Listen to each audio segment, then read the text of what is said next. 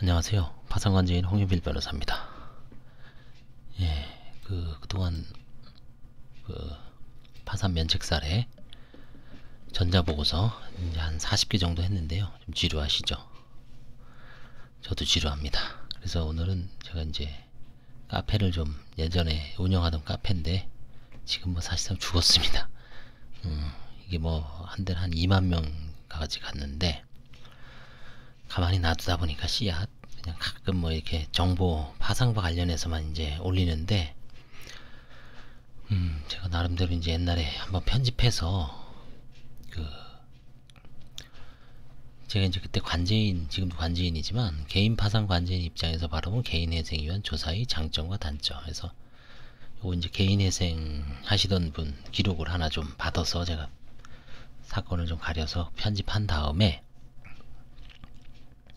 한번 쭉 분석을 해봤습니다. 그래서 이게 대략 2015년이거든요. 지금 2020년이죠.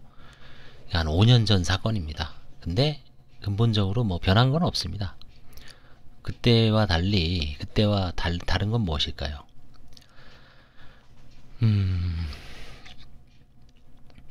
개인회생이 주가 되고 개인 파산이 적다. 그러니까 개인 파산 1, 개인회생이 2, 1대2. 그때 그 당시에는 아마 2대1이었을 거예요. 개인 파산이 많았고 아니면 뭐 비슷하든지. 두 번째, 그 다음에 개인 파산은 관제인이 조사하고 개인회생은 외부 회생위원이 조사하는데 회생위원은 두 가지가 있습니다. 법원 공무원인 내부회생위원이, 법원 사무관이죠. 내부회생위원이 이제 주관해서 하시는 내부회생 사건. 이거는 뭐냐면 1억 원 이하입니다. 1억 원 이하의 급여 사건. 1억 원을 초과하고 자영업자 사건은 변호사가 하면, 지금 법무사님도 있군요. 예.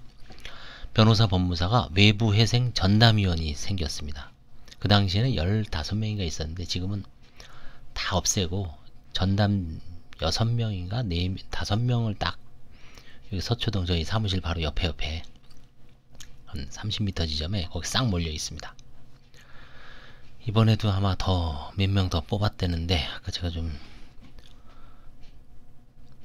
소식을 들으려고 많은 후배 변호사한테 물어봤더니 잘 모르시더라고요.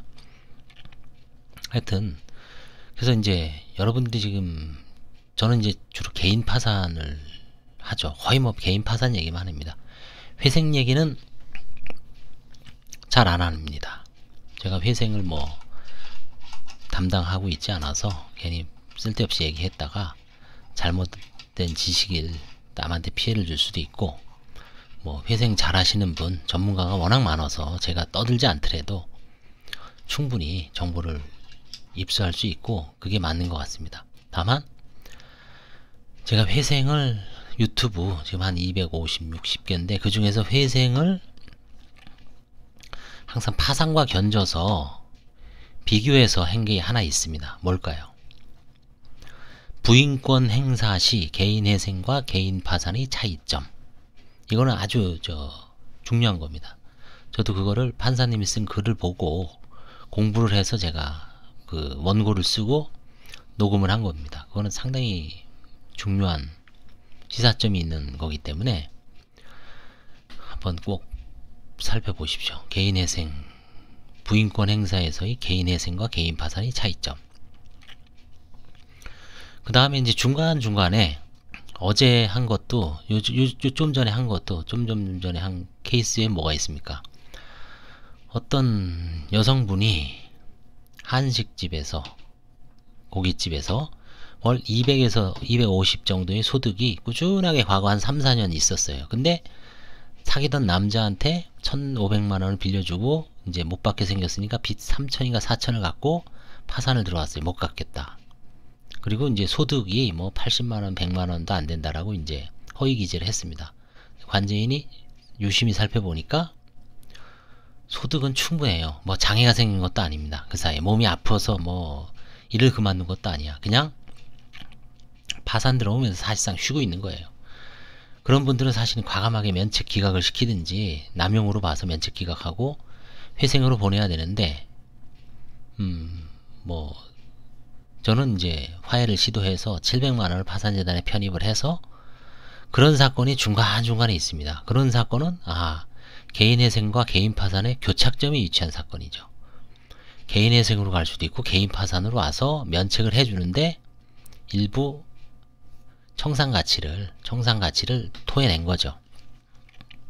그래서 개인회생과 개인파산과의 어떤 관계에 있는 사건에서는 가끔 개인회생을 아는 범위에서는 좀 얘기를 하는데, 이건 제가 언제 올린 건가요? 이게 2015년 약 4년 5개월 전 5년 전이 올린 건데 한번 보겠습니다. 이게 여기서 제가 말하는 메시지만 나중에 잘 보시면 돼요. 이거는 뭐 카페에 들어오셔서 출력을 할 수도 있어요. 개인회생 절차 개시 신청서 및 변제 계획안.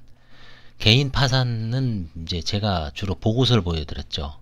뭐 신청서나 아마 대법원 사이트에 들어가면 다 있습니다. 마찬가지입니다. 개인회생도 서울회생법원에 가면 신청서는 다 돼 있어요. 개인 파산에서는 중지명령이 들어옵니다. 중지명령이 간혹 들어옵니다. 근데 개인회생에서는 포괄적 금지명령 신청서가 대부분 들어가죠. 그게 약간 좀 차이가 있는 것 같아요. 중지명령 신청서, 여기서는 금지명령 신청서. 전상양식이 딱 돼 있죠. 뭔가 계속 압류 추심이라든가 이런 거 하면은 이걸 딱 내고 시작을 하죠. 그 다음에 개시 신청서. 사실은 이게 세트로 거의 들어간다고 봐야 되죠. 개인회생 절차 개시 신청서 쭉 쓰게 되어 있습니다. 신청인 대리인, 신청 이유, 이건 저는 뭐 소득으로만 하겠습니다. 여기다 체크하고, 뭐 장사를 해서 하겠습니다. 여기다 체크하고, 법원에서 들어오면 사건을 채무가 1억 넘느냐, 채무가 1억 넘으면 일단 급여소득자인지 사업소득자인지, 그 다음에 사업소득 중에서 1억 넘는 경우 채무가, 그런 경우는 일단 다 추려냅니다. 추려내서 변호사, 법무사, 회생위원한테 배당을 합니다. 사건 재판부도 3이 붙은 재판부하고 5가 붙은 재판부 서로 틀려요. 그게 이거는 아마 그게 훨씬 많죠. 이 밑에 있는 사건이. 구분을 해놓고 회생위원도 소속이 틀립니다. 판사님. 자, 그 다음에 이제 제가 이쯤에서 여러분들한테 좀 알려드리는 게 있는데, 지금 현재 서울회생법원은 파산 재판부가 10개입니다. 201, 211, 202, 212, 203, 213, 214, 214, 205, 215 이렇게 단단히하고 10단위하고 같이 있죠. 눈치채셨겠지만 같은 판사가 하십니다. 202하고 212는 같은 판사입니다. 201하고 211은 같은 판사입니다. 203하고 213은 같은 판사입니다. 이렇게 이제 다만 그 안에 있는 관제인은 틀립니다. 그러니까 201부터 205까지는 관제인이 6명이고 211부터 215는 관제인이 5명입니다. 그래서 11명. 215는 이제 관제인이 없어졌죠. 215하고 205는 관제인이 없어졌습니다. 그래서 하여튼 44명인데, 예전에 이제 판사님이 개인 파산만 했는데 올해부터 2020년 이제 아마 3월부터겠죠. 3월부터는 개인회생하고 개인 파산을 같이 하기로 했답니다. 그래서 이제 판사님이 이제 대거 들어오셔서 반은 개인회생하고 반은 개인 파산하고, 그게 아마 뭐 나름대로 채무자들의 어떤 회생을 위해서 법원에서 정책을 펴기에 뭐 좋다고 이제 내부적으로 논의를 거쳤는데, 뭐 저희는 잘 모르겠습니다. 하여튼 그렇게 한답니다. 판사님은 이제 개인회생 기록하고 개인 파산 기록을 매일 동시에 보게 되겠죠. 개인회생 채권자 목록, 파산하고 뭐 비슷하죠. 쭉 나와 있습니다. 여기서 이제 이거 좀, 여기 만약에 조세가 먼저 있으면 이렇게 조세를 먼저 기재하게 돼 있는데 조세가 없나 봐요. 그래서 개인회생 채권자 목록만. 자, 그 다음에 재산 목록. 파산은 어떻게 되어 있습니까? 파산은 이렇게 1번부터 14번까지 네모치고 이렇게 체크하게 돼 있죠. 그리고 그 밑에 예금, 현금부터 쭉 쓰게 돼 있죠. 근데 이거는 이렇게 이제 한 장의 목록이 돼 있습니다. 파산은 이제 쭉 몇 장 돼 있죠. 그 밑에 이제 자세하게 설명이 나오지만 이거 똑같습니다. 근본적으로는 현금, 예금, 보험, 자동차, 임차보증금, 부동산, 그 다음에 영업용 설비, 사업용 설비, 대여금 채권, 매출금 채권, 예상퇴직금, 기타. 저희는 이제 거기서 좀 상속재산 같은 것도 있죠. 상속재산도 있고 이혼재산 분할 청구권도 있고 또 뭐 있죠? 그걸 여기다 다 쓰는 겁니다. 현금, 예금 쓰고 보험회사는 이제 해약 환급금이죠. 엄밀하게 얘기하면 이게 보험금도 원래는 써야 되는데 보험 해약 환급금이죠. 해약 환급금. 증권번호까지 다 쓰게 돼 있습니다. 자동차도 뭐 쓰게 돼 있고요. 그래서 이 금액을 쭉 더하는 거야. 그게 채권자들한테 반드시 그 이상은 나눠줘야지 회생이 가능한 겁니다. 그러니까 이 청산가치가 너무 많이 나오는데 채무자가 소득이 딸랑 한 달에 이게 만약에 3천인데 채무자가 급여가 200이에요. 안 되죠. 그러면 왜냐하면 200개에서 120 빼고 80만원으로 960 나누기 3년 하면 2880변이 안 되죠. 그럼 3000이면 이 청산가치를 다 보장해 줄 수가 없죠. 그럼 좀 더 올려야 되죠. 그런 식으로 이제 청산가치가 가장 중요합니다. 회생에서는. 수입 및 지출에 관한 목록. 이것도 파산하고 똑같죠. 파산하고 똑같습니다. 가족관계 쓰는 것도 어떻습니까? 제가 그 관제인 보고서에 보여드린 대로 똑같죠. 그렇죠? 자, 관계 나오고 성명 나오고 연령 나오고 거기 학력이 나오죠. 거기는. 여기는 이제 학력이 없습니다. 대신 동거 여부 및 그 기간이 좀 자세하게 기재되어 있어요. 저희는 그냥 동거 여부만 딱 동거 별거만 쓰는데 이 개인회생에서는 그 동거 여부 및 그 기간까지 이거 뭐 회생위원들이 아주 죽어나죠. 이거 꼼꼼하게 조사할 것 같습니다. 그 다음에 생계비 지출 내역. 뭐 생계비는 아주 도식화가 돼 있죠. 뭐 1인 가구, 2인 가구, 3인 가구일 때, 4인 가구일 때, 6인 가구일 때, 1인 가구일 때는 109만원인가요? 2인 가구일 땐 150, 3인 가구일 땐 210, 4인 가구일 때 260인가? 5인 가구일 때 300 얼마. 그래서 그 소득이 이하면은 회생을 할 수가 없죠. 사실은. 근데 거기서 이제 생계비를 인정을 해주는데 요 이 항이 중요하죠. 추가 지출 사유에 관한 보충, 뭔가 뭐 예를 들어서 수술을 합니다. 의료비, 치료를 입증할 만한, 아니면 치료 중이라는 것을 구체적으로 진단서라든가 뭐 그걸 정확하게 내셔야 되죠. 교육비도 인정해주나요? 교육비 이걸 가끔 회생하시는 분, 변호사님이나 직원하고 물어보면 요거를 아주 자세하게 내서 법원으로부터 추가 생계비를 인정받아서 내는 돈이 적어졌다. 변제 금액이 적어지고 채무자는 그만큼 제대로 살 수 있다라는 거에 아주 보람을 느끼는, 그게 가장 중요한 것 같습니다.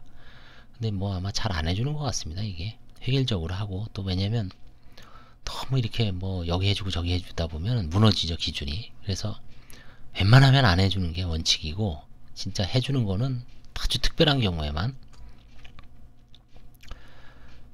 주거비 같은 것도 참 많이 해줘야 되는데 지금 많이 올랐잖아요. 그쵸? 교육비는 모르겠습니다. 교육비는 거의 안 해줄 것 같아요. 의료비는 좀 해주는 경향이 있을 것 같기도 하고요. 의료비. 하여튼 요거는 뭐 진술서도 거의 개인 파산하고 동일합니다. 사실은 약간 모양은 좀 다르지만 개인 파산하고 거의 뭐 똑같다고 봐야 돼요. 네. 부채 상황, 이건 부채 증명서를 뒤에 다 발급받아야 됩니다. 우리 개인 파산에 이렇게 된 경우도 이렇게 체크를 하죠.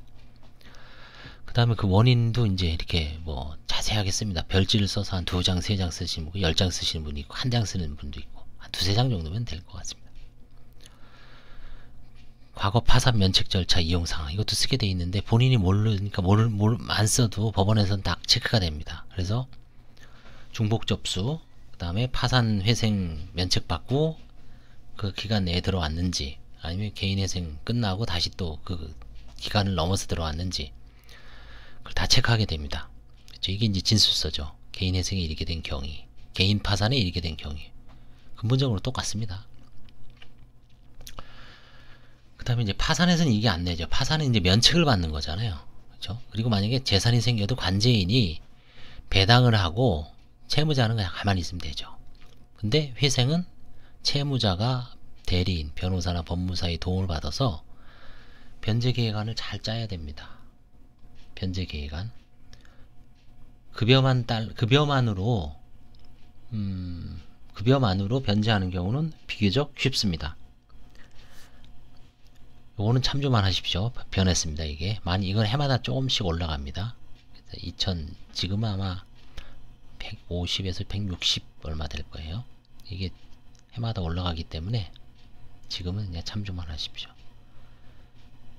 그 다음에 이제 회생위원 보수, 이것도 마찬가지로 법원 공무원은 보수를 별도로 안 받기 때문에 약간 이제 그런 내부 회생위원이냐 외부 회생위원이냐에 따라 차이가 납니다.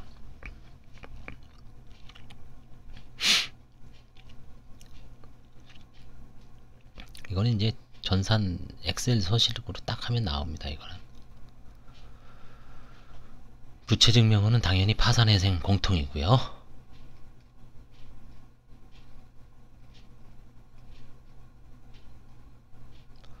그 다음에 이제 근로소득자, 갑종근로소득이라 그러죠. 갑근세라 그러죠. 약자로. 이 갑근세 내는 사람은 모든 근로자들이 이걸 다 내죠. 그래서 연말정산 하죠. 요즘처럼. 그래서 갑근세를, 이게 그 사람의 소득을, 유리지갑인 근로자들의 소득을, 이게 허위면은 사실은 뭐 모든 게 무너지죠. 이게 허위가 가장 가능 있습니다. 짜고 치는 위장 취업을 하거나 아니면 뭐 해서 뭐 전화까지 다 해놓고, 하여튼 별 기상천외한 게 다 있죠. 하여튼 뭐 재직증명서, 이것도 많이 위조가 되죠. 요즘 기생충 뭐 요즘 화제죠. 아카데미상. 거기서 서울대 문서위조학과, 그쵸? 이런 거 다 뭐 이렇게 뭐 나오죠. 이렇게 영화에 이렇게 컴퓨터에 복사해갖고 요런 거 이렇게 딱 그냥 입히고, 뭐 재직증명서, 뭐 학력증명서도 위조하고. 이 가족관계증명서도 제가 어제 띄워보니까 인터넷 공인인증서로 띄면 싹 무료예요. 상세 기본 다 뜰 수 있더라고요. 뭐 자녀들 것도 뜰 수 있고. 제가 그래서 이거는 원칙적으로 이제 이게 지금 1,000원이잖아요. 그쵸? 근데 이제 인터넷으로 공인인증서가 없으면 돈 들어가는 세상입니다. 사실은 무서운 세상이죠. 공인인증서가 없으면 돈이 훨씬 많이 들어가죠. 직접 가야죠. 시간 낭비. 근데 공인인증서가 있으면 여기 있는 서류에 거의 대부분을 뛸 수 있습니다. 부채증명서 같은 거는 모르겠어요. 근데 이런 거는 가족관계증명서, 뭐 그 다음에 세목별 과세증명서, 지적전산자료 조회, 보험 결과 조회서, 보험 해약 환급금 내역은 모르겠어요. 웬만한 거는 상당수 뛸 수 있습니다. 혼인관계증명서 이런 거 다 뛸 수가 있어요. 이거 이제 앞에 나온 그 세목별 과세증명서는 뭐 파산에서도 많이 봤죠. 똑같습니다. 결국 이게 재산이나 소득과 관련된 거기 때문에 기본적으로 파산이나 회생이나 전부 면책이냐, 일부 그냥 분할 면책이냐, 분할 변제하고 면책이냐, 그 차이지, 뭐 근본적으로 뭐 면책을 지향한다는 점에선 마찬가지죠. 빚을 탕감받기 위해서 하는 거죠. 전부 탕감, 한 번에 그냥 한 큐에 다 탕감받느냐, 3년, 옛날에 5년이었죠. 근데 지금 줄었죠. 3년 동안 내느냐, 그 차이점입니다. 여기 이제 회생위원이 주로 이제 이렇게 보정사항을 내려요. 기록을 보고 채권자 목록에 기재된 채권 중 2013년부터 현재까지 발생한 채권 발생의 원인과 그 사용처를 아래 표 양식에 맞춰 기재하고 통장 거래 내역을 내라. 만약에 사용처가 소명되지 않으면 전액 청산가치에 반영하세요. 끔찍한 얘기죠. 이게 참 문제예요. 이게 사용처가 소명되지 않으면 전액 청산가치에 반영하세요. 엄청나게 무서운 얘기죠. 그럼 이 청산가치가 아니 저도 파산을 조사를 많이 하지만 모든 걸 과거를 소명할 수는 없습니다. 사실 굵직굵직한 것만 소명되면 넘어가는 거고 일일이 다 소명을 해서 만약에 빵꾸가 났다 그러면 이 사람은 이건 배보다 배꼽이 더 크죠. 이건 뭐 회생연에 들어왔다가 안 되죠. 그래서 탄력적으로 운영을 해야 됩니다. 항상 이 제도는 누락된 부채 증명서가 있으면 발급받아 제출하다. 이건 당연한 거고 이건 해줘야 돼요.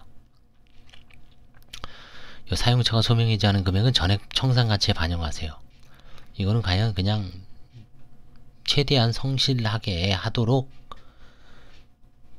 요청하기 위한 문구에 불과하다라고 보이죠. 이거를 실제 이렇게 하겠습니까?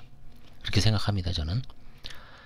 개인 채권자의 경우 채권의 존재를 소명할 수 있는 객관적인 자료, 차용증, 공정증서, 판결문, 지급명령 등을 제출하고 변제의 기준으로 현금과 이자를 정확하게 구분하여 기재하세요. 이건 당연한 거죠. 근데 이게 이제 없는 분도 있어요. 그냥 뭐 퉁쳐서 저 사람한테 700 현금으로 거래하는 분도 있죠. 그런 경우에는 그 사람 진술에 따라서 하는 수밖에 없죠. 자, 근데 이제 개인회생은 파산은 면책을 해주기 때문에 개인 허위 채권자가 들어올 여지가 배당하는 경우에는 몰라도 근데 기본적으로 개인회생은 뭡니까? 전부 배당을 하는 거죠. 기본적으로 분할 변제니까 돈을 나눠주는 거잖아요. 짜고 치는 고스톱 허위 채권자가 등장할 개연성이 상당히 높은 분야죠. 이 개인회생은 파산보다 유혹이 더 많죠. 돈을 나눠줘야 되니까. 그래서 아마 상세히 체크할 거예요. 이런 거는. 재산 목록을 보겠습니다. 채무자 및 배우자의 지방세, 세무별 과세증명서와 토지 수유 현황. 이게 이제 지적전산 자료죠. 뭐 파산에서는 이제 대폭 본인 위주로 하기로 이제 했죠. 가족권은 예외적으로 필요한 경우에만 이렇게 이제 보정사항을 내서 앞으로도 이제 관제인도 이걸 내릴 수가 있어요. 배우자의 지방세 세목별 과세증명서, 과거 3년분과 지적잔손 자료 조회를 제출하세요. 근데 제출하는 이유를 반드시 보고서에다가 제출해야 됩니다. 판사한테. 예를 들어서 배우자와 동거 중인데 배우자가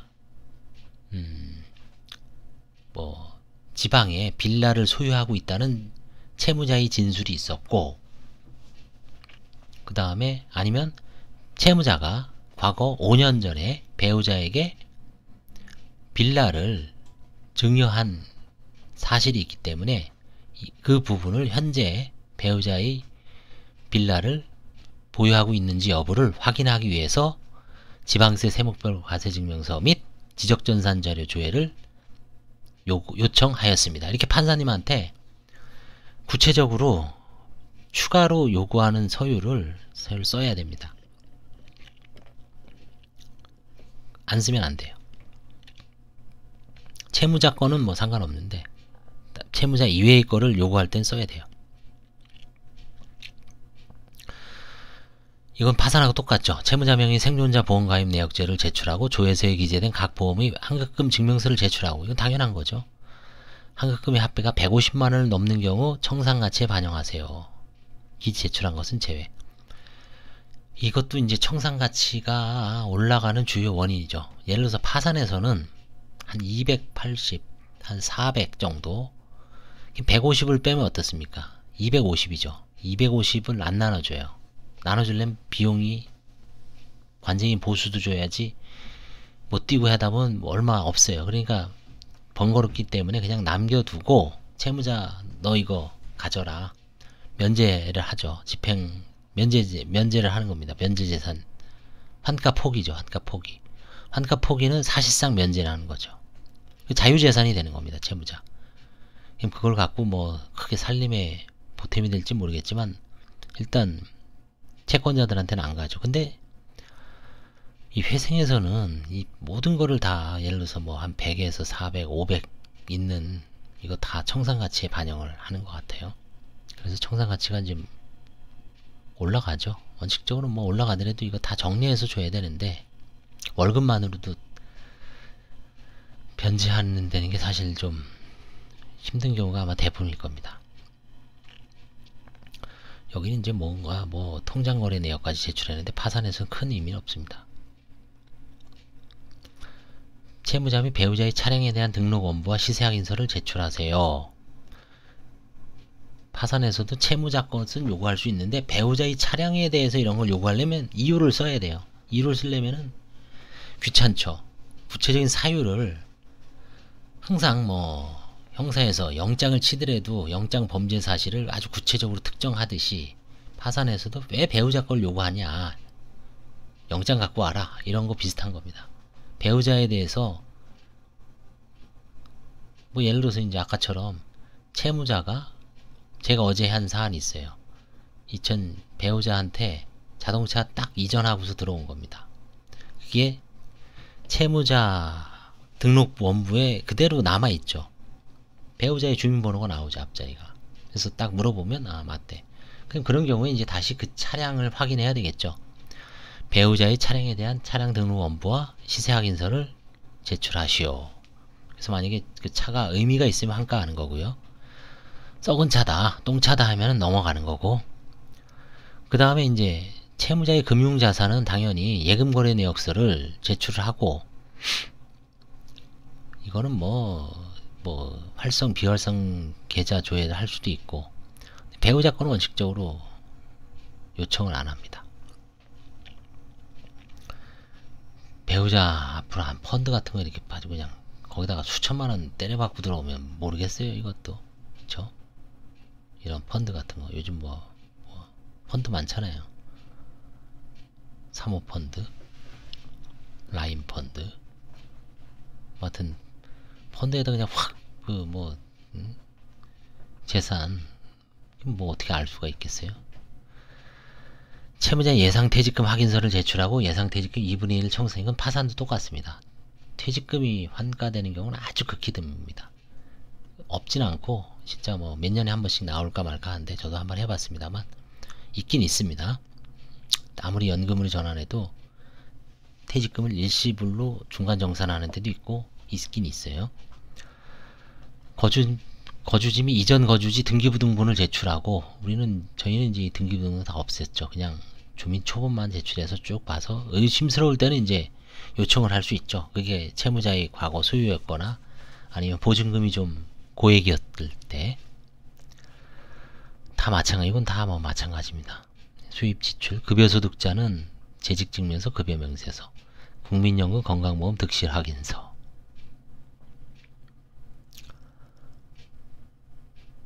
개인사업자는 현금 매출과 신용카드 매출, 사업자 원천징수 영수증, 고정적으로 매월 지출된 지출 내역을 제출하고.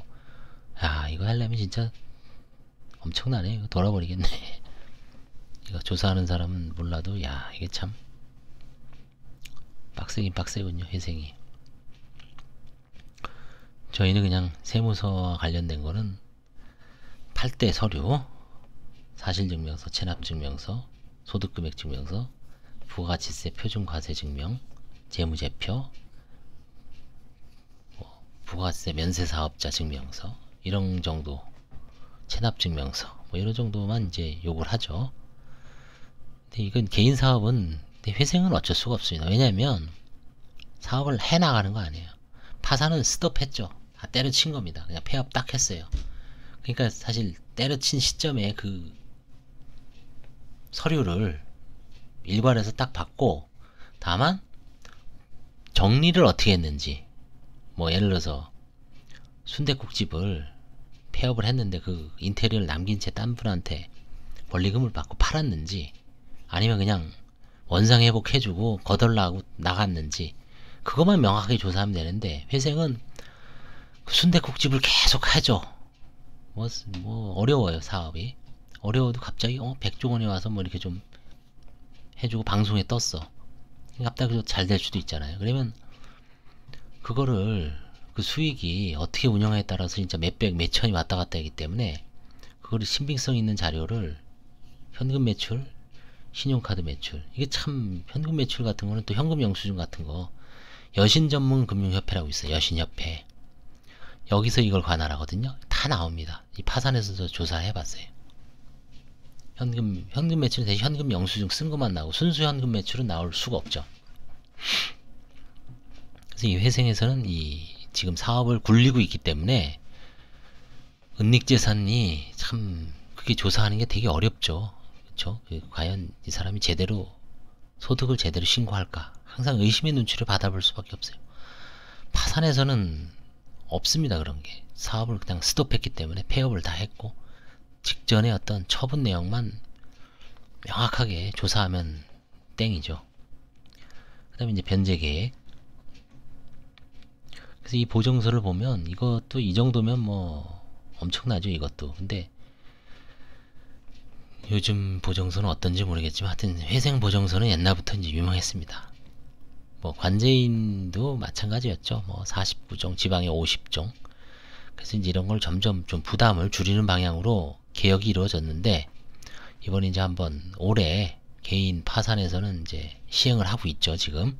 그래서 서서히 성과가 나타나는지 뭔가 부작용은 없는지 이제 이거를 추적 관찰하고 또 뭐 법원에서 간담회를 한다 뭐 관제인 또 발표를 해라 뭐 이게 아마 이제 올해 또 계획이 잡혀 있을 거예요. 늘 그래 왔으니까.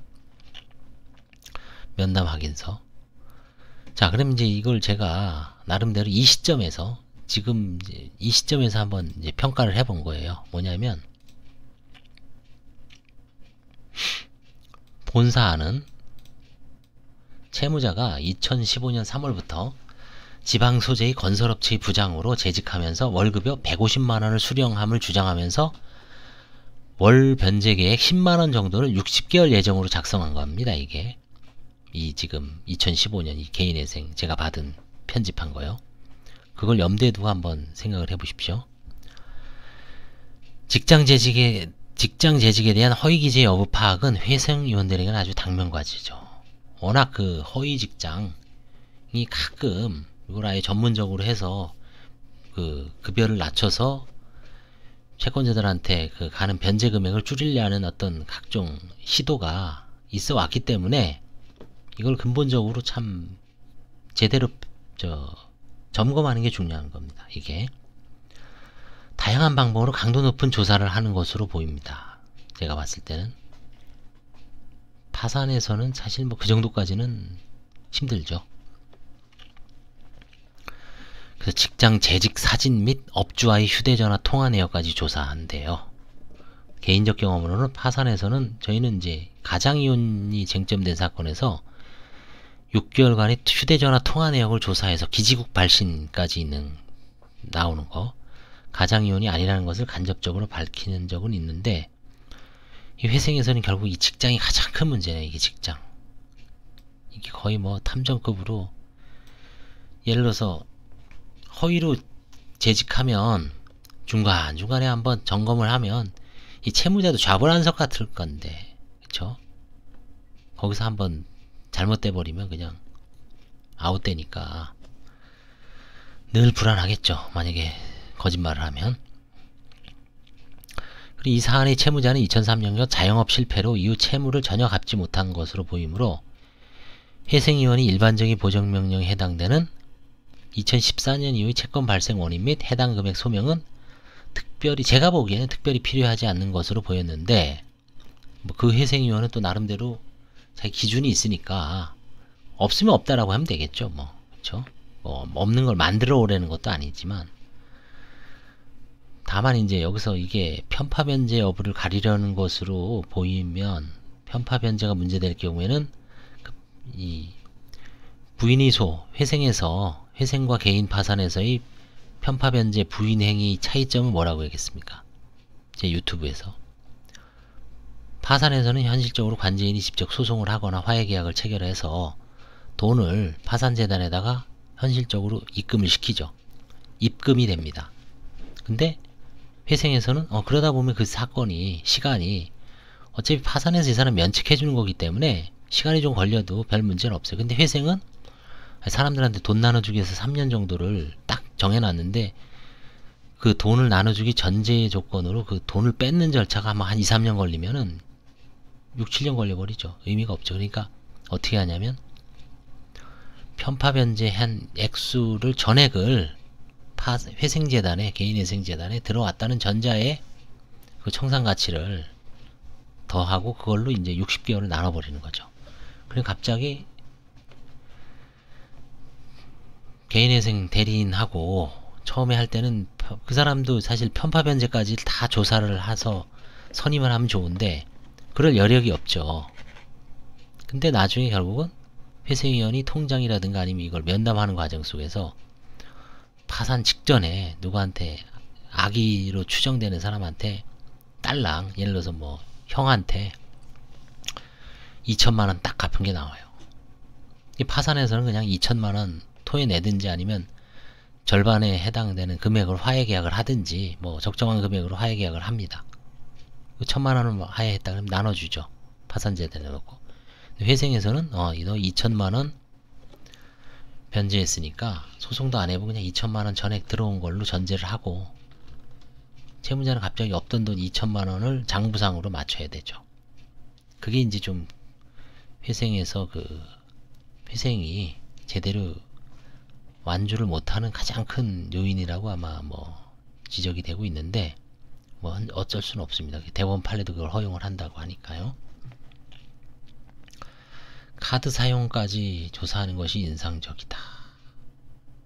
이것도 이제 뭐 글쎄 왜 하는지 모르겠어요. 이거는 과거 카드 사용 내역을 조사해서 뭘 밝히려는 건지.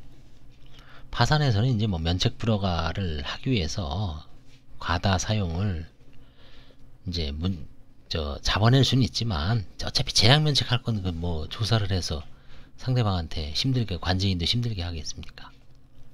그렇죠? 이게 카드 조사 안 합니다.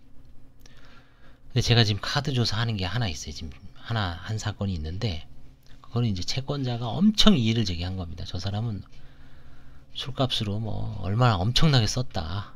근데 그걸 밝히기 위해서 10년치를 다 갖고 오게 해서 지금 조사 중이에요. 그런 아주 예외적인 거 1년에 뭐 밀년이 아니라 몇 년에 한 번씩 있을까 말까 한 사안인데 하여튼 카드 과거 사용은 파산이든 회생이든 바람직스럽지 않은 것 같아요. 이거는 위사는 파산관제인이 보기에는 월 변제액수 10만원으로 이제 회생을 통한 갱생을 하기보다는 제가 봤을 때는 월 150이니까 그냥 파산 면책 신청을 하여 일거의 빚을 면책한 후 새 출발하는 것이 맞는 것 같아요. 근데도 불구하고 개인회생을 신청하는 이유는 무엇일까요?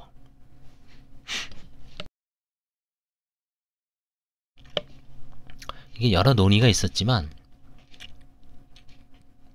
1. 그동안 세미나에서 논의된 대로 과거에 파산면책 신청을 하였다가 기각되어 어쩔 수 없이 신청하는 사안이 있을 수가 있습니다. 파산면책 신청을 했는데 기각됐어요. 아니면 면책 불허가 받을 수도 있죠. 그런 경우에 파산 선고가 됐기 때문에 제도의 파산이 안 되죠. 파산 선고가 됐으면 신청을 파산 선고 전에 취하했으면 언제든지 개인회생이든 개인 파산이든 다 넣을 수 있는데 신청할 수 있는데 한번 파산 선고 후 면책 신청을 취하를 하거나 기각을 당하거나 불허가를 받아버리면 이 사람은 이제 없어요. 외통수입니다. 그냥 개인회생 신청하는 수밖에 없어요. 개인 파산은 제도의 파산이라 그래서 거의 동일한 원인으로 시간이 10년이 지나도 다시 할 수가 없습니다. 법리적으로는. 그래서 이제 다른 사건이다라고 해서 이제 뭐 채권자도 좀 더 넣고 그 다음에 뭐 이자가 좀 늘어났잖아요. 그리고 그 사이에 개인 채무자들의 어떤 신상도 변했죠. 뭐 몸도 안 좋아지고 뭐 장애도 생기고 뭐 그런 경우에는 과연 이게 동일한 사안이냐 아니냐. 나중에 애매해지면 그때는 이제 판사님이 다른 사안으로 판정할 수가 있겠죠. 그 전에는 그래서 이런 1번이 이게 아주 개인회생을 외통으로 하는 경우는 안타깝지만 그건 파산에서 잘못돼서 그런 거죠. 법원이 개인회생 신청 중복 접수 프로그램으로 잡아내죠. 중복 접수 여부는. 그래서 이 사건에서는 이게 이제 왜 이렇게 되는지 알 수는 없지만 2015년 6월 23일 본 제가 관제인이 파산 채권자 집회에서 신문기일에서 어떤 채무자는 과거에 파산 면책 신청을 한 사실이 있음에도 이를 기재하지 않아 법원 판사님이 신문 대상이 되었는데 뭐라고 얘기하냐면 자신은 법무사에게 사실을 고지하였음에도 불구하고 법무사가 기재하지 않았다고 진술하는 등이 남한테 떠밀게 돼 있습니다. 사실은 인간의 어떤 본능으로 이게 사실일 수도 있지만 또 법무사한테 얘기 안 할 수도 있고 알 수는 없지만 하여튼 뭐 잘못은 잘못한 거죠. 기본적으로 진술의 신빙성은 결국 객관적인 조회를 통해 파악할 수밖에 없습니다. 그래서 개인회생이든 개인 파산이든 접수가 되면 법원 직원들은 자동으로 아마 중복 접수를 이제 출력을 해서 기록에다가 딱 맨 앞에다가 아마 붙일 거예요. 그 다음에 두 번째, 그래도 파산보다는 회생이 낫지 않겠냐는 채무자의 명예심. 이거가 있을 수도 있습니다. 사실은 죽어도 파산은 안 하겠다. 근데 사실은 파산이 가장 좋은 제도예요. 한 번에 다 그냥 모든 게 다 끝나잖아요. 다만 회생하고 파산하고 신용도가 조금 신용도가 많이 차이가 날 거예요. 신용도가. 파산하면 일단 10등급이겠죠. 10등급부터 개인회생하면 그건 잘 모르겠네요. 그 몇 등급, 한 6, 7등급부터 시작을 하는지 아니면 기존에 있는 그 신용등급이 그대로 그냥 유지될 수도 있고요. 파산관제인 조사의 엄격성으로 인하여 개인회생으로 도피한 사안, 이게 이제 많이 욕을 먹은 거죠. 관제인 너무 엄격하다. 뭐 이것도 저희도 줄였죠. 예전에 뭐 한 4, 50까지 된 거를 이제 29개까지. 29개도 너무 많아. 14개. 지방은 뭐 55개도 있고 무지막지해죠. 그래서 파산관제인 조사의 엄격성으로 인하여 이게 개인회생으로 도피한 사안인지, 마지막으로 무엇인가 숨길 것이 있어서 개인회생을 신청하는 사안인지. 개인회생, 그러니까 결국은 개인회생은 자기 가진 재산을 전부 지키면서 잘 변제계획을 짜서 있는 돈으로 다 뭐 나눠주고 면책을 받는 건데, 개인 파산은 있는 재산을 지키는 게 아니라 관제인을 줘야죠. 그래서 그거 갖고 채권자 변제해주고 저를 면제해 주십시오. 약간 원리가 틀리죠. 현재 바라보는 그 재산도. 그렇기 때문에 은닉에 방점을 두는 거는 둘 다 비슷하지만 조금 좀 차이가 있습니다.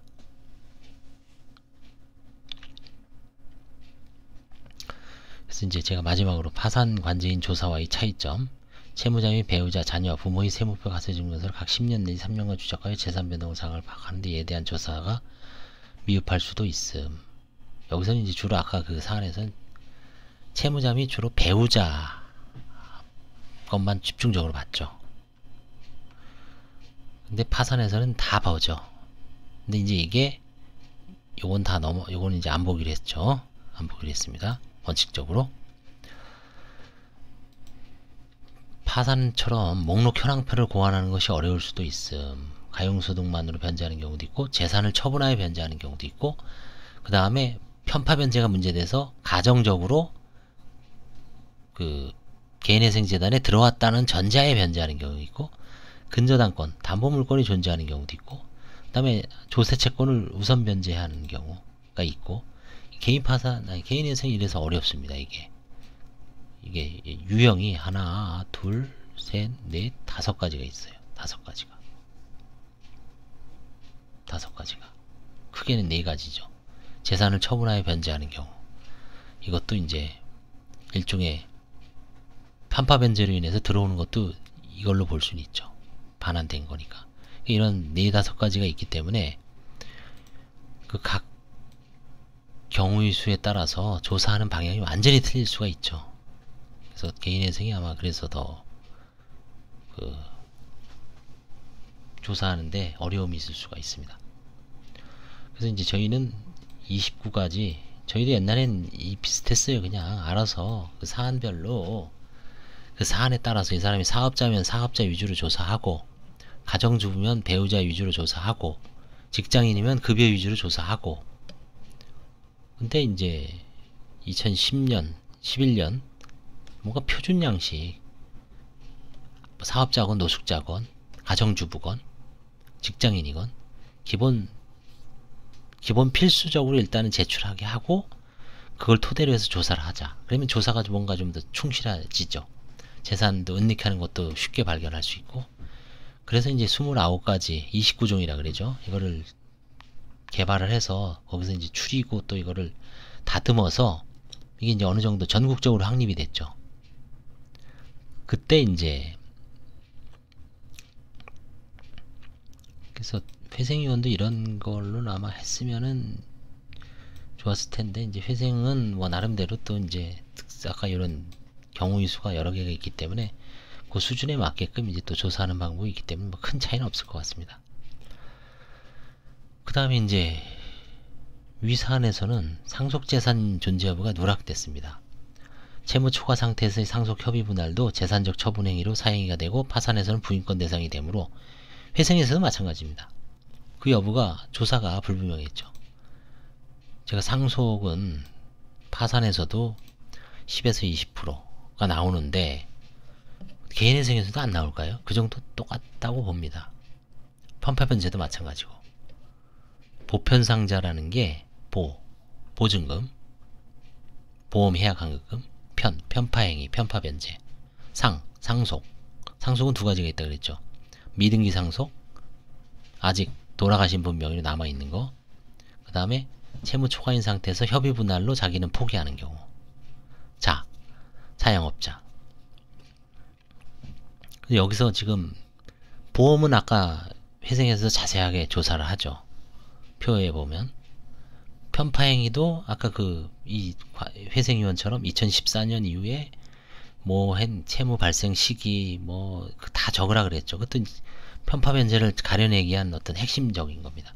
저희는 이제 관제인은 계좌를 열심히 이제 볼물 끼고 봐서 큰 금액이 확 나갔다 그러면 그걸 집중적으로 추궁을 하죠. 자영업은 뭐 개인회생은 더 잘 보죠, 저희보다. 왜?